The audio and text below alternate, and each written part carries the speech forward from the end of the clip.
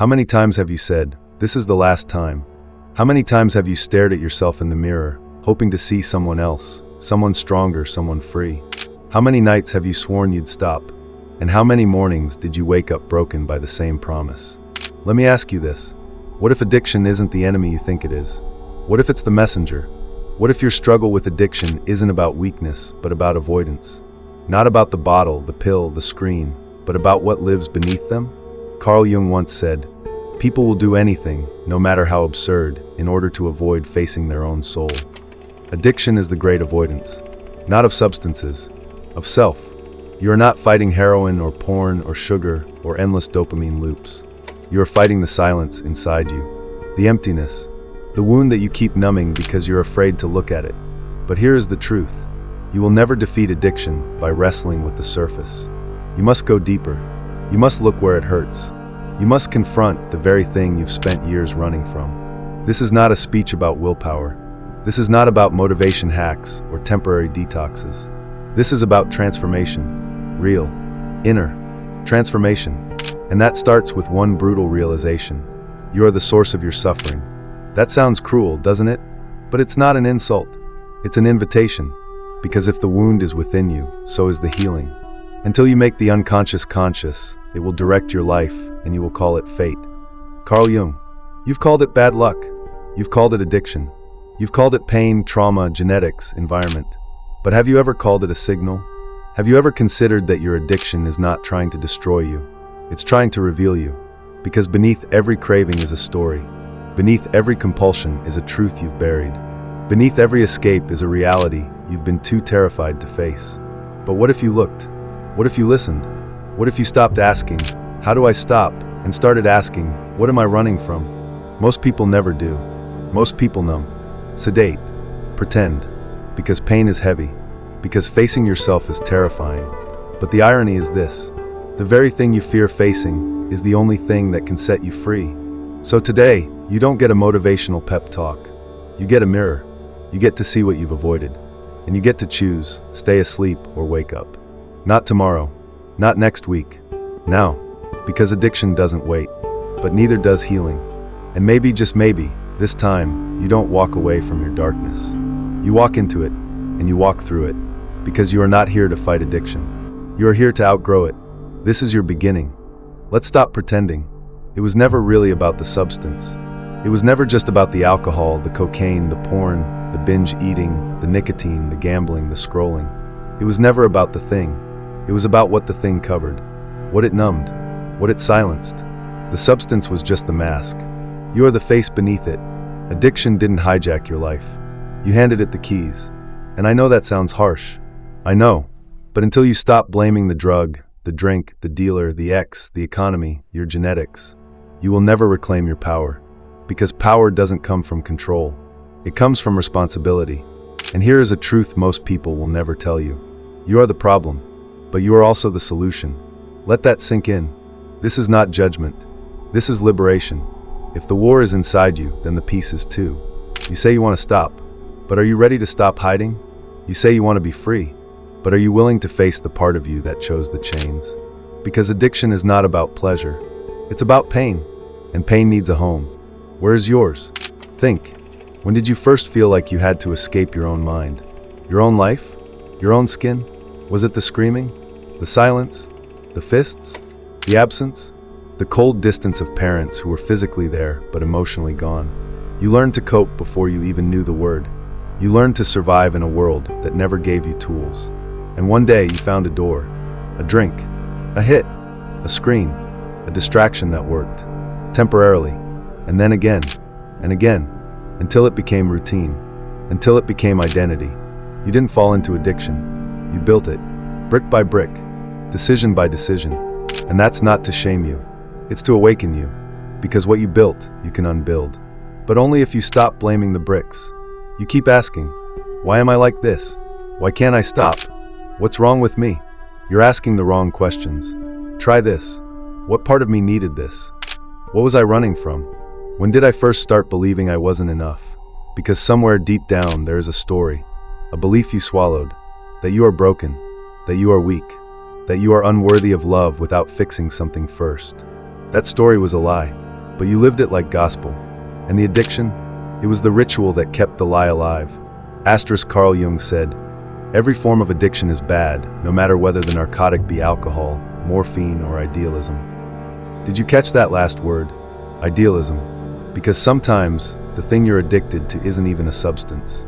It's a fantasy, a version of yourself that is perfect, flawless, untouchable. And when you inevitably fall short, you numb the shame. You hide. You run. Not from failure, but from imperfection. Not from pain, but from your own humanity. You are not addicted to heroin. You are addicted to escaping the feeling of being you. But here's the paradox. Healing only happens when you return to yourself. Not the ideal, not the mask, not the performative version. You, raw, real, honest. You cannot heal what you won't feel. You cannot become whole by pretending to be someone else. So what do? You stop blaming. You stop lying. You stop waiting. You turn around and face what you've buried. Because here is what no one wants to admit. The moment you stop blaming the outside is the moment you meet your real enemy. And that enemy looks a lot like you. But the beautiful twist? That enemy can become your ally. You don't need to kill your darkness. You need to understand it. You don't need to fight your compulsions. You need to listen to what they're saying. Every craving is a cry. Every relapse is a revelation. Every spiral is a signal. But only if you're brave enough to decode it. You're not a victim. You're not broken. You're just untrained in the art of listening to yourself. This is not a war on drugs. This is a war on unconsciousness. And you win it not by strength, but by awareness. You win it not by white-knuckling sobriety, but by unraveling the knot inside your chest. That knot has a name, a memory, a meaning. Find it, because you are not powerless. You are powerful beyond measure. You just forgot where the switch is. So this chapter isn't asking you to quit anything.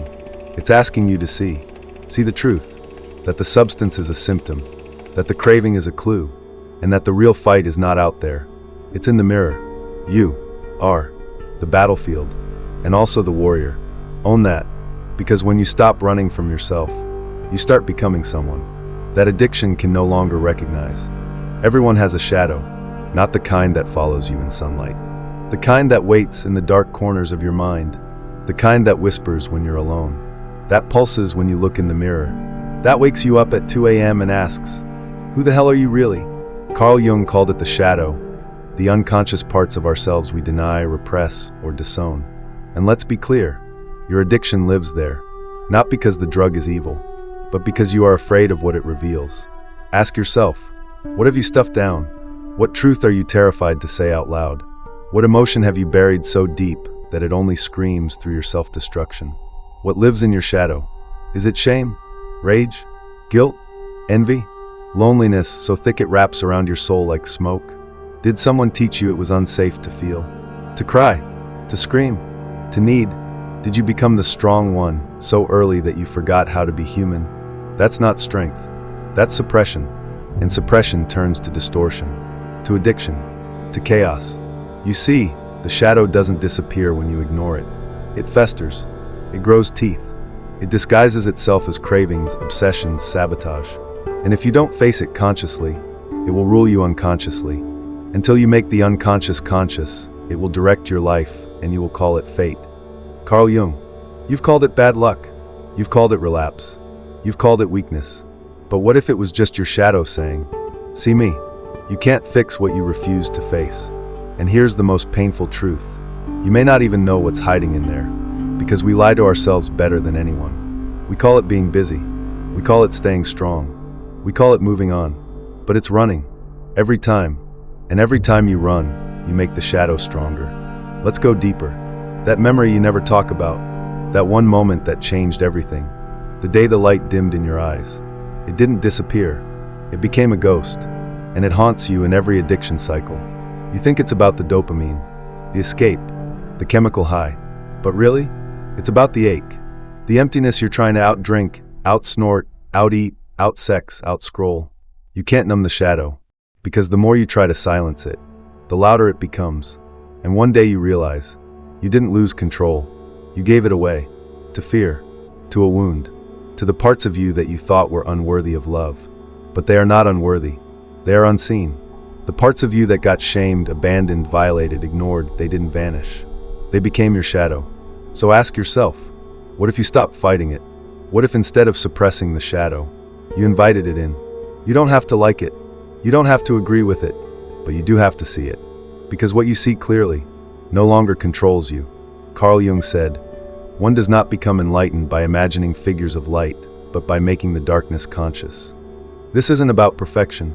This isn't about never having cravings again. This is about becoming aware, hyper-aware, unapologetically honest. You want freedom? You must walk through your own hell. Not around it, through it. You must ask, where did I lose myself? What pain have I refused to grieve? What masks have I glued to my face for so long that I forgot who I was underneath? This chapter is not here to comfort you. It's here to confront you. You say you want to change, but change is not smooth. Change is brutal. It breaks before it builds. And the shadow is your doorway. It's not your enemy. It's your invitation.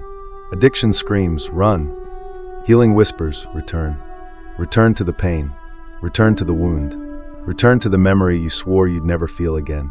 Because that's where the truth lives. And truth is the only thing addiction can't survive. Do you hear me? You can read all the books, go to all the meetings, recite all the mantras, but until you face your shadow, you will remain enslaved. Not by the substance, by the silence. So dig, write, scream, cry, remember, bring light to the hidden, the part of you that you've shamed the most, ignored the longest. That's the part that needs your love, not your discipline, not your punishment, your love. You think healing means becoming someone else, but real healing? It means becoming who you were before the world taught you to split yourself in half. The shadow doesn't need to be destroyed. It needs to be integrated, because once you see it, truly see it, addiction begins to lose its grip, not because you're stronger, but because you're whole. And wholeness, that's what addiction fears most. So open the door, look inside, ask the question, what have I buried in my shadow? Then listen. The answer won't be pretty, but it will be real. And reality, that's the beginning of freedom. There comes a moment when the numbness wears off, when the high fades, when the night ends and the mirror doesn't lie. That moment is sacred. It's the moment when the fog lifts just enough for you to see the truth. You are not who you thought you were. And maybe, just maybe, you don't want to be anymore. This is the beginning, not of sobriety, not of perfection, of awakening. And awakening doesn't feel like a sunrise. It feels like collapse. You break before you open. You unravel before you rebuild. Because you have to unlearn everything that kept you asleep. The lies, the masks, the excuses. Carl Jung wrote, "We cannot change anything unless we accept it. Condemnation does not liberate, it oppresses." Awakening starts with seeing. Healing starts with admitting. So let me ask you, what have you refused to admit? Not to your therapist, not to your friends, to yourself. What part of your story have you twisted into a justification? What habit have you dressed in coping, but it's really escape? What lies have you told yourself so well that you started to believe them? I can handle it. I'm not like the others. I can stop anytime I want. I just need this to take the edge off. Lies.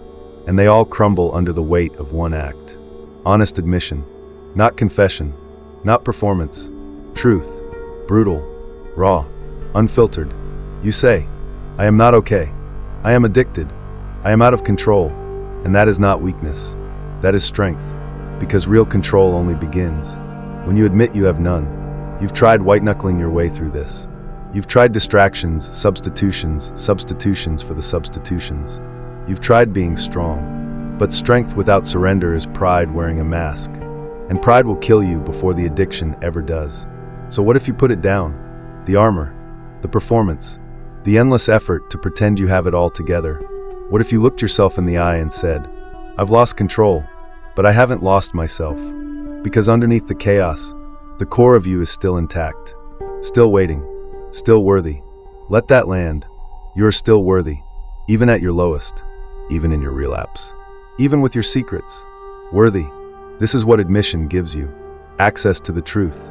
And the truth sets the stage for real control, not control of the universe, not control of outcomes, control of you, of your awareness, your presence, your response. Because the opposite of addiction isn't sobriety, it's connection to self, to reality, to what actually is, instead of what you keep pretending is true. You want power? Then own your truth. Speak it. Live it. Stand in it. Even if your voice shakes. Even if your hands tremble. Because every time you tell the truth, you take your power back from the lie that held you hostage. This is awakening. This is admission. This is control. Not the kind that dominates. The kind that chooses. The kind that sees the craving rise and says, I see you. I understand you. But I don't obey you. That is real power. And it starts when you stop asking, how do I fix this? And start asking, what am I refusing to feel? Addiction is not just about chemicals. It's about disconnection from yourself.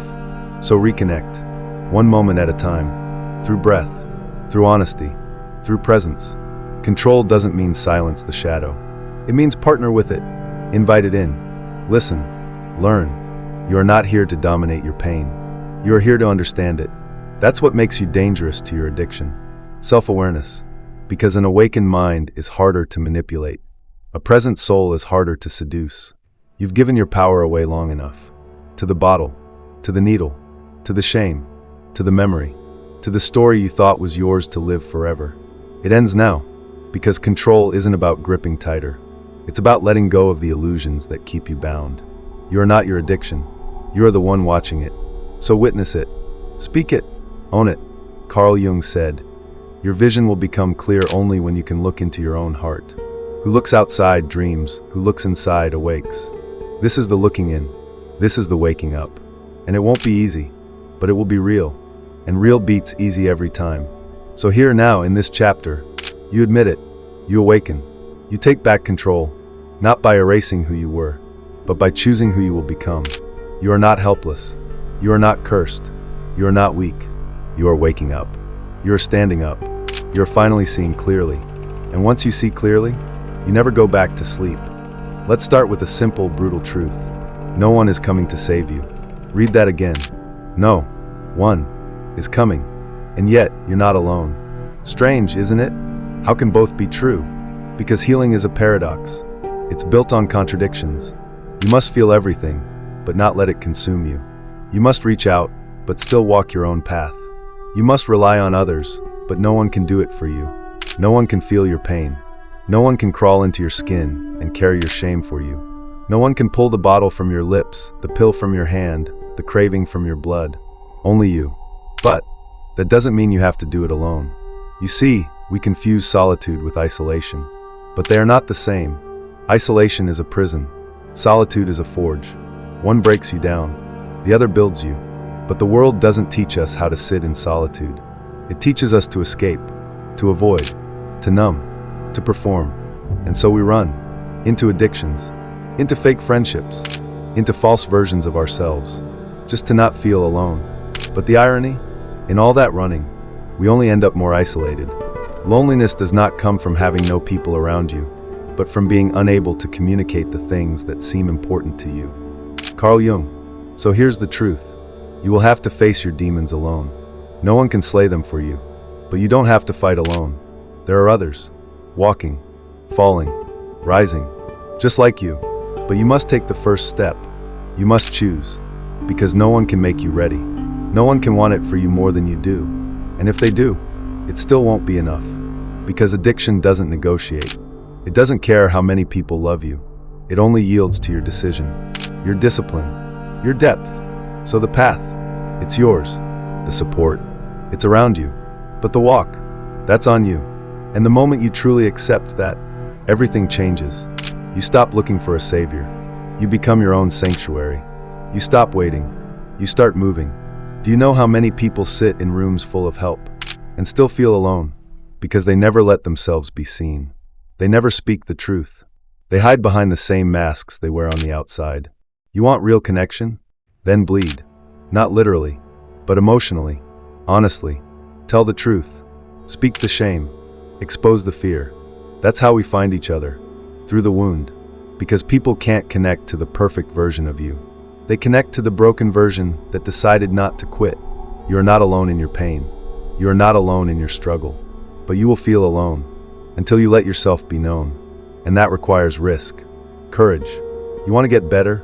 Be brave enough to say, I need help. I can't do this without support. I'm drowning. Not because you are weak, because you are human. And the human experience is not built for isolation. It is built for connection. But connection only happens when the performance ends. This isn't Instagram. This isn't small talk. This is life and death. So drop the act and say what you mean. Help, because when you say that word, you open the door. And yes, you must still walk through it. But you don't have to walk it blind. You'll find others there. Not perfect people, but real ones. They won't fix you, but they will remind you. You're not crazy. You're not alone. You're not broken beyond repair. You're just human, and you're waking up. Carl Jung said, "The meeting of two personalities is like the contact of two chemical substances.